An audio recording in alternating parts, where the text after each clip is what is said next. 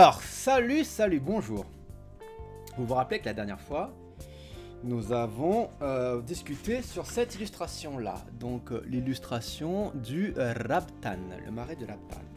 Aujourd'hui, je vous propose une autre illustration qui est celle-ci. Donc, non pas un décor, mais des personnages.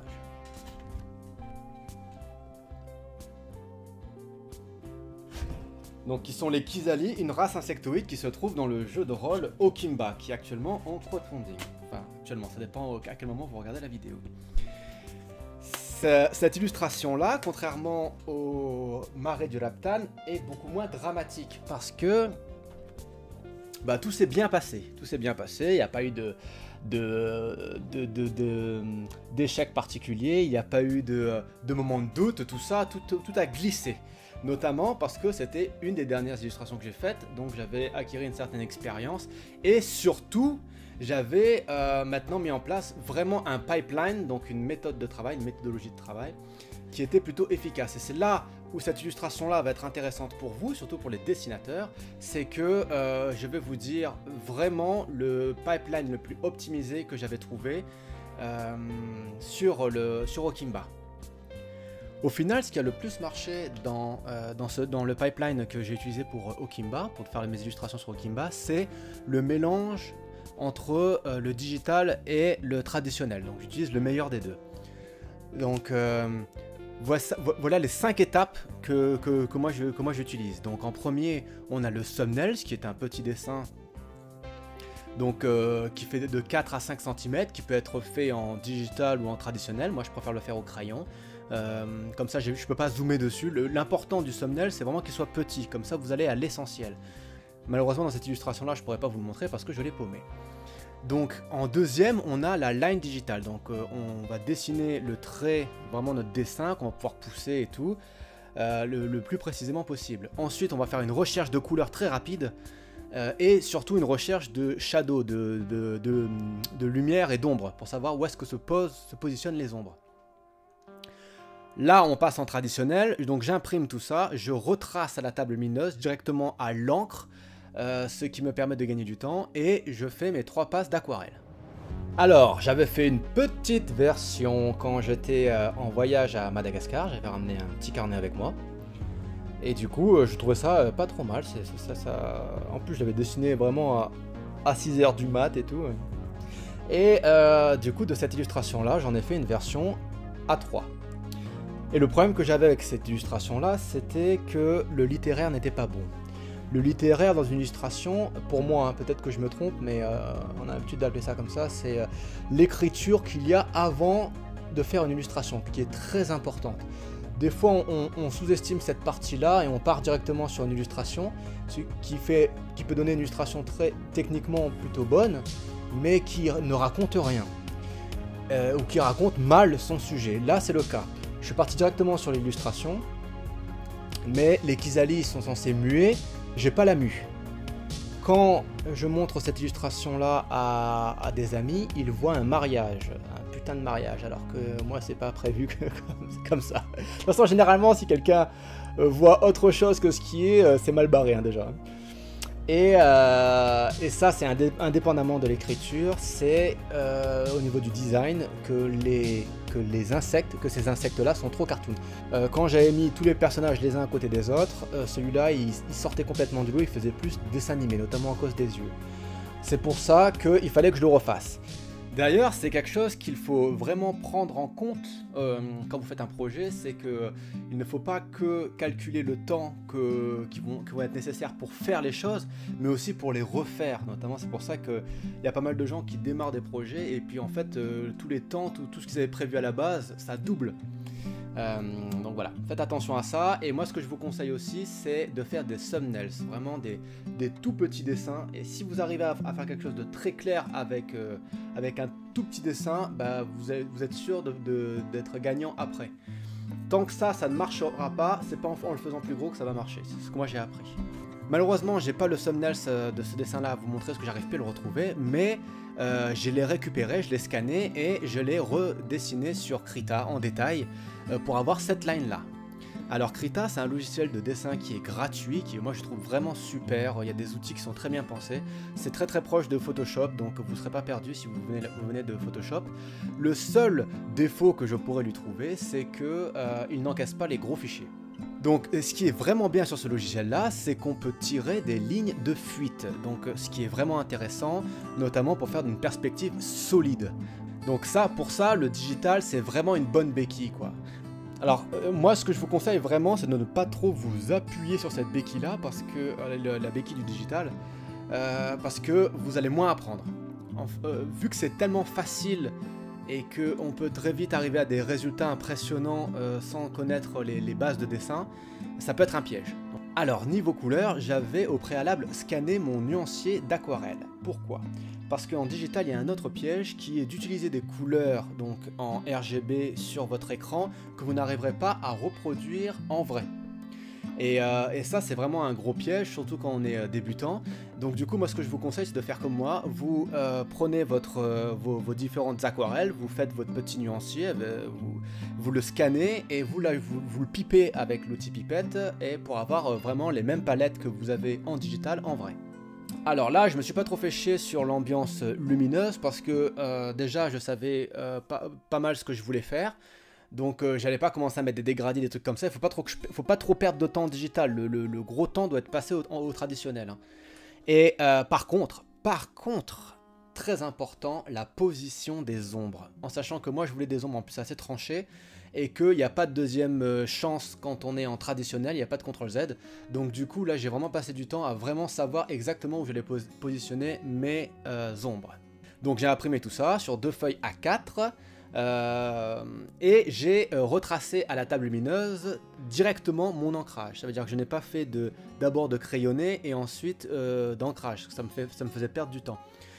Pour ça, quand la base est bonne, donc là le dessin digital était quand même très poussé, même s'il est un peu sale, mais il est très poussé, il est assez juste, bah du coup je peux retracer directement, je peux faire directement de l'ancrage dessus, ça me fait gagner du temps. Et puis là, j'attaque mes 3 passes de couleurs. Donc la première, j'appelle ça moi le jus. En fait, l'aquarelle, le papier d'aquarelle a besoin d'être trempé avant de commencer à faire vos couleurs. Pourquoi? Moi ce que je sais c'est que quand je fais ça, les couleurs sont beaucoup plus stables derrière, le pigment il pénètre mieux dans le papier, il y a moins d'artefacts, tout se passe beaucoup mieux. Et moi ce jus là, au lieu de mettre juste de l'eau claire dessus, en fait je mets mon ambiance générale. Ça veut dire que là pour le coup je vais mettre un espèce de jus jaune très clair, très dilué. Parce que pour moi la lumière quand elle tape ma scène là, elle va jaunifier un petit peu ma scène. Et ce qui va être intéressant c'est que en mettant ce jaune là partout, et ben mine de rien j'ajoute une harmonie globale. Ça veut dire que par exemple si je mets un vert et un rouge qui sont deux couleurs qui sont totalement opposées, ben si dans chacune d'entre elles il y a un peu de jaune, et ben ça permet de les lier. Donc ce jus est très important.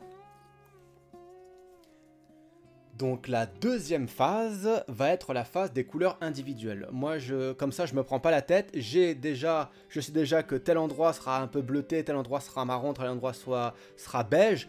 Et je remplis mes formes. Je ne cherche pas à comprendre. Alors, quand j'ai commencé sur Okimba, j'avais des aquarelles de marque Winsor & Newton que je trouve vraiment excellentes en termes de rapport qualité-prix pour les débutants. Je les trouve extrêmement stables. Quand elle sèche, le pigment rentre beaucoup dans le papier, s'éclaircit et se désature, ce qui fait que ça stabilise toutes les couleurs. Quand on regarde un cercle chromatique, vous pouvez voir que quel que soit le type de couleur que vous avez, elles sont toujours à équidistance du milieu qui est le gris, qui est la désaturation. Donc plus vous avez des trucs désaturés et plus c'est stable. Cet avantage-là est aussi son inconvénient. Ça veut dire que dès que vous voulez faire des scènes très colorées, et ben du coup ça devient très compliqué parce que il faut les resaturer au digital après numérisation. Et moi c'est quelque chose que j'aime pas du tout.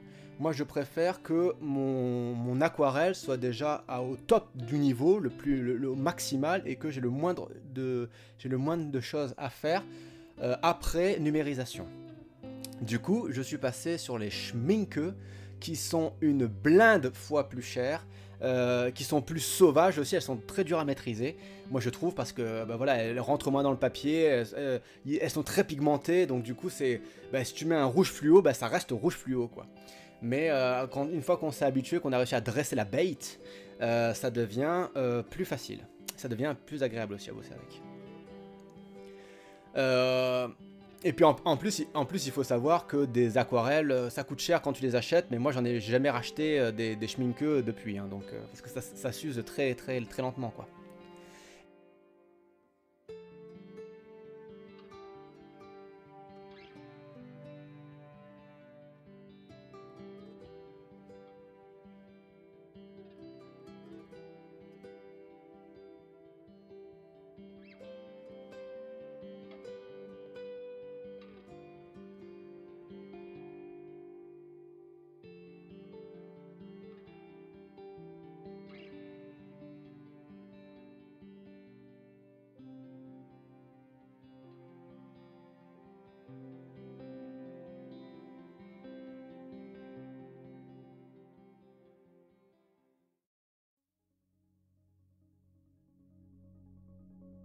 Du coup, la troisième phase, les ombres.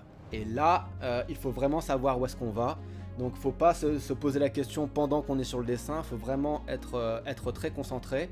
Moi, j'ai deux conseils à vous donner. Enfin, trois. Le premier, comme j'avais dit précédemment, de savoir où sont vos ombres. Donc, limite de les chercher avant pour vraiment valider votre volume et avoir quelque chose de cohérent. Parce que vous n'allez pas avoir le temps de réfléchir et de revenir dessus. Deuxième conseil que j'ai à vous donner, c'est de charger beaucoup en pigments. Les couleurs les plus sombres en aquarelle ont tendance à vachement s'éclaircir au moment de sécher. Donc du coup, au niveau des ombres, moi il m'arrivait de mettre des ombres qui m'avaient l'air ultra sombres et en fait d'arriver et de les voir plutôt claires une fois que c'était sec, quoi. Donc ne pas hésiter à les charger. Et le dernier conseil que je veux vous donner, qui est un conseil très important, c'est de ne pas faire des ombres noires. Parce que, en vrai, dans la nature, si tu regardes bien, surtout dans les villes, tu vois des ombres noires. Mais quand dans un dessin, ça n'a l'air pas du tout naturel, quoi. Ça le rend très chimique, quoi, très industriel. Vaut mieux mettre une ombre, soit vous faites la technique simple de mettre l'ombre de la couleur, de la complémentaire de l'ambiance. Donc moi par exemple si c'est une ambiance jaune, là pour le coup j'ai mis une ombre plutôt violette. Même si elle est très sombre, hein, c'est noir et violet, mais c'est jamais noir. Ou sinon vous pouvez faire ce que vous voulez, il n'y a pas de règle là-dessus tant que ça marche, tant que c'est logique. Et c'est donc moi j'aime toujours les ombres colorées. Voilà, j'espère que ça vous a plu, que vous avez réussi à apprendre quelque chose, ou peut-être de gratter quelques techniques, enfin rien qu'une partie qui puisse vous intéresser. Moi en fait quand j'ai appris à dessiner, j'ai vraiment appris à dessiner en regardant des vidéos sur internet et en prenant un peu en piochant un peu ce qui m'intéressait à droite et à gauche. Et du coup, vu que moi j'avais profité un peu de l'internet mondial, je me suis dit que j'allais un peu faire ma part et vous partager à mon tour comment j'ai travaillé pour que peut-être l'un d'entre vous progresse grâce à ces dessins-là. Donc cette illustration-là est tirée de Okimba, le jeu de rôle, qui est actuellement en crowdfunding. Si cette image-là vous a intéressé, n'hésitez pas à aller voir ça. Et moi, je vous souhaite une très bonne journée et on se voit très vite pour de nouvelles aventures. Allez, à toutes, ciao tout le monde!